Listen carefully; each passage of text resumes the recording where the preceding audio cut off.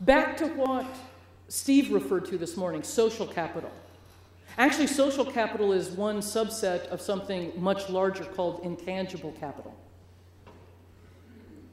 This is something we've got to start focusing on more as well. This is the resources, multiple resources, we already have. It's sitting in this room right now. People who know each other, people who can refer somebody, vendor lists, knowledge, intellectual property, experience, management skills, the stuff we have in our communities now. And unless you think that that doesn't have value, I got to tell you, the first time I looked at this slide, I was flabbergasted. This is showing from 1975 to 2005, so roughly the last 30 years, the percent of our economy in these different sectors that is intangible capital, the value of it. It's unbelievable.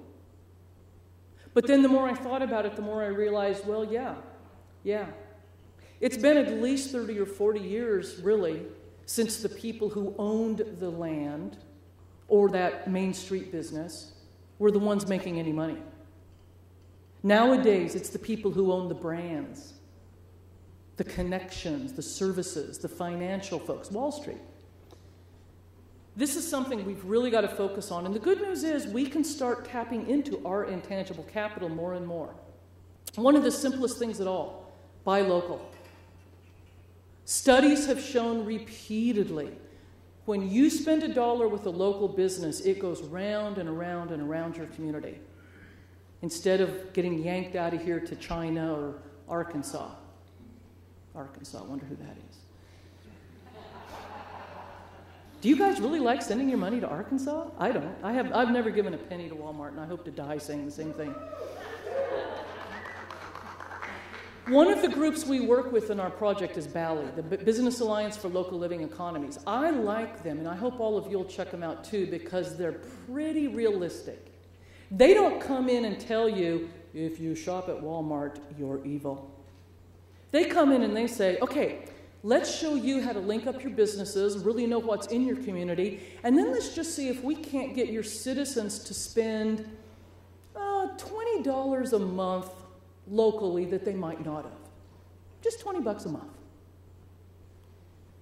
In the communities where they've done that, the results are staggering.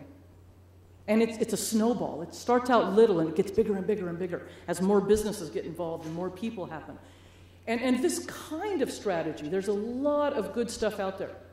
One of the things our collaborators on our project are really focusing on, don't reinvent the wheel. Before you decide to start that brand new nonprofit, or to start that brand new initiative, or to go out there and spend hundreds of hours designing something, spend a little time on the internet and see if somebody else has already done it. You don't have to reinvent that wheel. A whole lot of stuff that we're utilizing in our biomass region right now came out of this report from Minnesota. This other report that we're using right now, Impact Investing for Rural Wealth Creation. Outstanding overview of some creative ways to get financing in. We don't need to do that research. Somebody else already did it. And so forth and so on. The other thing, back to social capital, intangible capital, co-ops. The cooperative as a business model has unbelievable potential. It can be anything from, right now we're talking with several tribal members over in Bridgeport who might, just several of them, form a co-op to share a storage space and buy a couple pieces of expensive equipment to facilitate their hunting, fishing, guiding jobs that they can't afford individually. Last year, we were having some conversations with some of the business folks up in Main Street, Quincy. Very excited about getting high-speed fiber up there to Feather River College.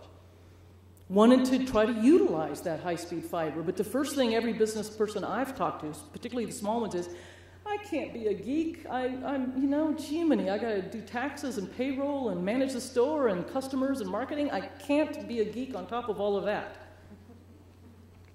There's the potential for 30 or 40 of those Main Street businesses to form a cooperative and hire their own geek. It'll save them a lot of money in the long run.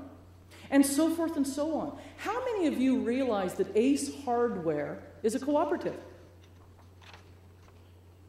How did you think they were surviving Home Depot?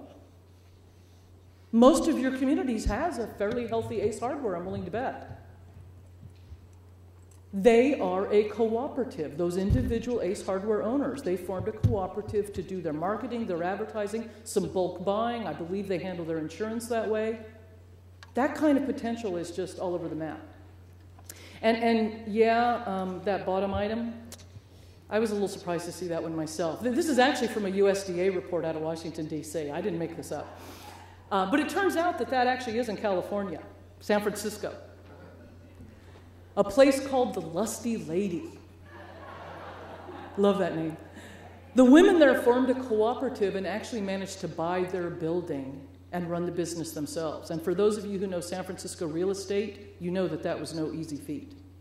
But it does show that the ability of cooperatives to start solving a lot of our problems are huge.